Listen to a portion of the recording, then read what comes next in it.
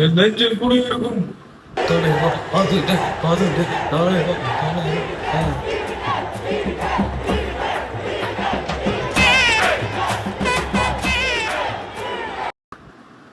திருச்சி மக்கள் அனைவருக்கும் வணக்கம் வணக்கம். உங்கள் அனைவருக்கும் எனது வணக்கமும் நன்றியும்.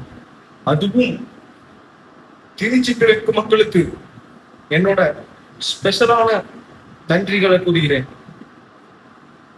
எலெக்ஷன் கமிட்டிக்கு சில ரூல்ஸ்கள் இருக்கு. ஆனா எப்படி நான் பெரம்பலூருக்கு எப்படி நான் எம்எல்ஏயோ எப்படி நான் பெரம்பலூர் பார்ப்போம் அதே மாதிரி திருச்சி கிழக்கு நான் பாக்குறேன். திருச்சி கிழக்கு எப்படி தமிழ்நாடு ஸ்பெஷலோ எனக்கு திருச்சி கிழக்கு ரொம்ப ரொம்ப ஸ்பெஷல். திருச்சி கிழக்கு என் செல்லப்புல மாதிரி எப்பவுமே எனக்கு ஸ்பெஷல் தான். நம்ம ஆட்சிக்கு வந்த உடனே 6 மாசம் அமைதியா இருக்கும் சொன்னாங்க. இப்போ 6 நாள் கூட அமைதியா இருக்க முடியல. பாவம் ஒரு கல்யாண வீட்டுல குழம்பிருக்காங்க. எப்படி நான் சொன்ன மாதிரி நடந்துச்சா? நான் ஜோசியர்கிட்ட கேட்டோம்ல, என் கட்சியில ஜோசியர்கிட்ட கேட்டேன், அதே மாதிரி வச்சு நடந்துச்சா? நான் சொல்ற குழம்பு எல்லாம் கரெக்டா நடந்துச்சா? நான் சிஎம்னா நடந்துச்சா? அது எப்படிதான் பாவம் நல்ல குழம்புறாங்க. அவங்க ஆட்சியில தப்பு நடந்தாலும் நம்ம ஆட்சியில தப்பு நடந்தாலும் என்னவோ நடந்தாலும் இதுக்கெல்லாம் காரணம் ஒரே ஒரு காரணம், என்னது? திமுக தான். திமுக மட்டும்தான் காரணம், வேற எதுவும் காரணம் கிடையாது. நம்ம என்ன போட்டாலும் அதை குற்றம் சொல்லிட்டே நிக்கிறாங்க. நான் இப்போ ரீசெண்டா எலெக்ஷனு ஓட்டு போட்டேன், அதுவும் அவங்களுக்கு பிரச்சனை. நான் என்ன கலர் கலராக போட்டு போடுறேன், ஒரே ரெண்டு கலர் போட்டு தான் நம்ம மனசு மாதிரி ஒயிட் அண்ட் பிளாக். அதற்கு உங்களுக்கு என்ன குறிக்கும் தெரியும், நான் என்ன சொல்ல வரேன்னு தெரியும். எல்லாரும் புரிய வேண்டியது புரிஞ்சா சரி, நான் அதான் யூஸ் பண்றேன். அது என்னோட, அது அவங்களுக்கு பிரச்சனை. ஏன் சார் நாங்கெல்லாம் போட்டு போடக்கூடாதா? அப்படி சட்டம் இருக்கா? தலைவா நீ ஆடிலாம் நினைச்சு பேசிட்டு இருக்க. சும்மாதான் நம்ம நண்பர் தனுஷ் மாதிரி ட்ரை பண்ணி பார்க்கலாம் பார்த்தேன். சின்ன எடுத்தவங்க பிடிக்கலாம் விட்டுருங்க. அப்படியே ஆடி லஞ்சு பேசவே பேசிட்டு இருக்க தலைவா. சூப்பர் தலைவா, சூப்பர் தலைவா. ஐயோ ஆடி லஞ்சு பார்க்க மாதிரி இருக்கேன். குஷ்மன் சொல்ல தலைவா. சரி நண்பா, மறந்துட்டேன், நான் இன்னும் ஆடி லாஞ்சிலே இருக்கேன். என்ன புலம்பு தள்ளிட்டு இருக்காங்க. வாங்க போலாம், நம்ம ஆட்சிக்கு வந்து ஒன்றும் பிடிக்கல. புலம்பிட்டே இருக்காங்க. அவங்க ஆட்சியில இருக்கும்போது என்ன பண்ணாங்க? எல்லா உள்ள தமிழ்நாட்டோட எல்லா நிதியையும் மொத்தமா லாக் பண்ணிட்டாங்க. அதனால மக்களுக்கு சேவை பண்ண முடியல. கொஞ்சம் டைம் தாங்க. ஓட்டு நம்மளே இப்போ அடி அடிச்சு நம்ம என்ன செய்வோம்? இப்பவும் சொல்றேன், இன்னைக்கும் சொல்றேன், திமுக மட்டும்தான் காரணம். திமுக மட்டும்தான். ஆமா சரி, நீ சொல்ல டிஎம்கே காரணம். டிஎம்கே ஒழிக. சரிப்பா, இப்ப நீ ஆட்சியில வந்து உட்காந்துட்ட, உனக்கு எதிரியே இல்லைங்க. இருக்கு, எனக்கு எதிரி இருக்கு. 2 பேருக்கு நடுவுலதான் போட்டியே. ஒண்ணு டிவிக்கு, இன்னொன்னு ஒண்ணு இன்னொன்னு. அவங்களதான் அந்த போட்டியே. எப்பவுமே அவங்கதான் நமக்கு போட்டியே. மனசார நான் ஏத்துக்கிறேன். மக்களாகிய என அனைவருக்கும் ஜெயிக்க வைத்த அனைத்து உள்ளவங்களுக்கும் எனது நன்றிகள். என்ன இன்னும் கொஞ்சம் ஜெயிக்க வச்சா, மெஜாரிட்டியோட ஜெயிக்க வச்சா கொஞ்சம் ஆச்சரியம் கொண்டு வந்திருப்பேன். இன்னும் கொஞ்சம் பண்ண வேண்டிய வேலை தான் பண்ணிருப்பேன். ரைட்டு விடுங்க. அது என்னப்பா அது? அப்புறம் நம்ம ஜெயிச்ச அப்புறம் மக்கள் எல்லாம், நம்ம ஜெயிச்ச அப்புறம் நிறைய புலம்பல் தான் போயிட்டு இருக்கு. இவர் இப்படி வச்சாரு அப்படி வச்சாரு, என்னன்னா கபர்ச்சி ஜெயிச்சாராம். நான் என்ன இருக்கேன். சரி விடுங்க. அப்புறம் நம்ம மக்களை எதிர்கெடுத்தோம். இப்படிப்பட்ட மக்களை, எனக்கு கஷ்டப்பட்டு ஓட்டு போட்ட மக்களை தற்கூரி சொல்றது.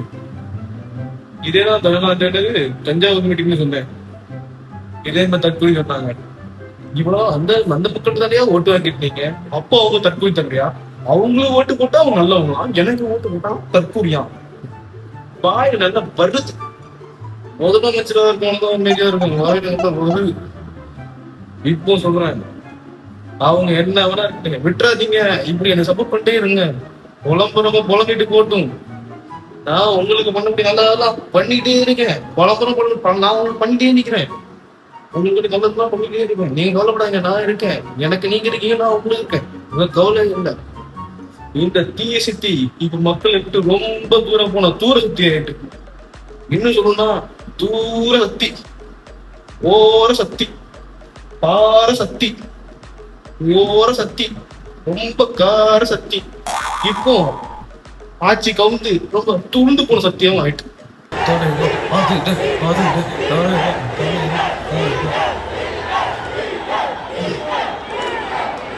டி ராஜேந்திரன் கொஞ்சம் எப்படி நம்ம டி ராஜேந்திரன் இந்த புலி படத்துல இருப்பார்ல, இது அட்டாக் பண்ற புள்ளி, அட்டகோசமான புள்ளி, அசத்தலான புள்ளி.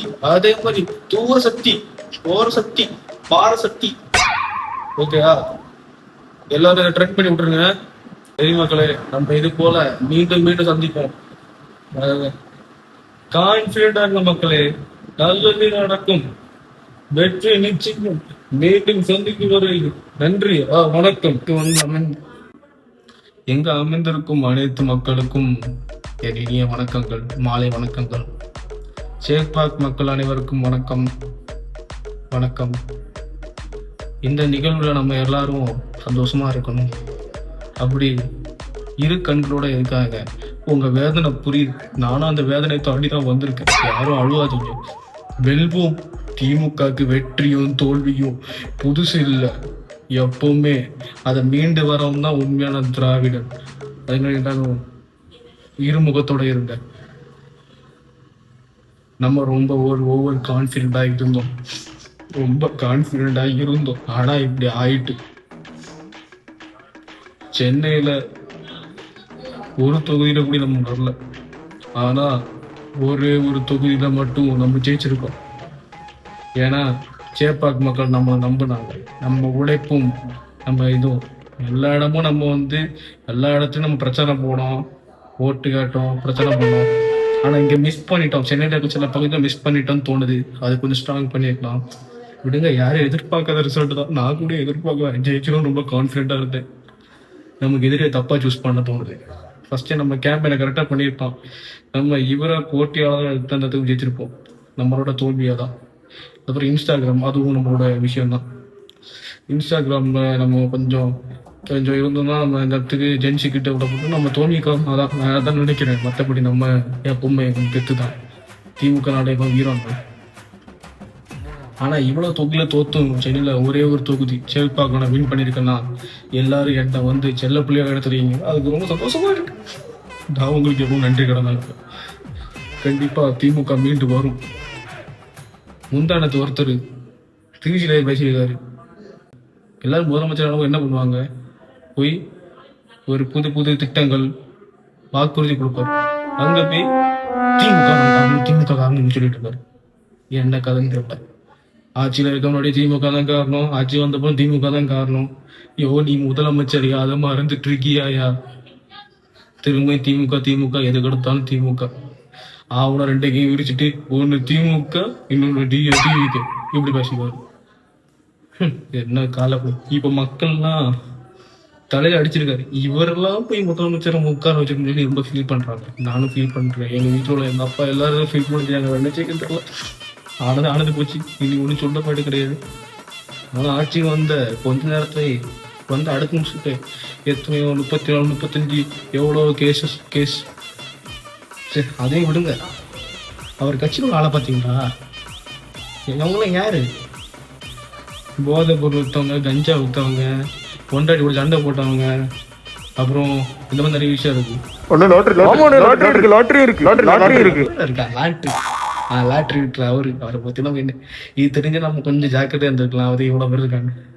அப்புறம் அவர் மேலே சொன்னாரு, அவரு கவர்ச்சி ஜெயிச்சிருவான். ஆமா, நீங்க கவர்ச்சி தான் வச்சிங்க. 18 சினிமாவில் கவர்ச்சியா அடி வச்சிங்க, எப்படி வச்சிங்க? நீங்க என்ன கலைஞர் மாதிரி ஜெயிலுக்கு போய் போராடிட்டு வந்தவங்க, இல்லை நம்ம தலைவர் மாதிரி விசாகப்பட்டினம் போராட்டத்துக்கு இறங்கி போராடினவரா? இல்ல, இந்த கவர்ச்சியோட ஜெயிச்சிங்க. என்ன இது சொன்னா வாயில நல்லா வருமா? வாயில என்ன வரும் கேட்குறேன். எனக்கு வாயில நிறைய, அது மக்கள் வாயில நிறைய வரும். நல்லது பண்ண நல்லது மட்டும்தான் வாங்க. கண்டிப்பா திமுக திரும்ப மீண்டு வரும். மீண்டு ஆட்சியை பிடிக்கும். கலைஞர் பேரனா தான் சொல்றேன். கண்டிப்பா இந்த இந்த சோஃபா மாட அரசியலை நம்ம எப்பவும் வீழ்க்கணும். எப்பவும் நீங்க சொல்றீங்க, அப்ப நான் சொல்றேன். ரெண்டு பேரும் தான் போட்டியே. ஒன்னு திராவிட மாடல், இன்னொரு சோஃபா மாடல். அவ்வளவுதான் அந்த போட்டியே. மீண்டும் இந்த மக்கள் அனைவருக்கும் வணக்கம். நன்றியை கூறுகிறேன்.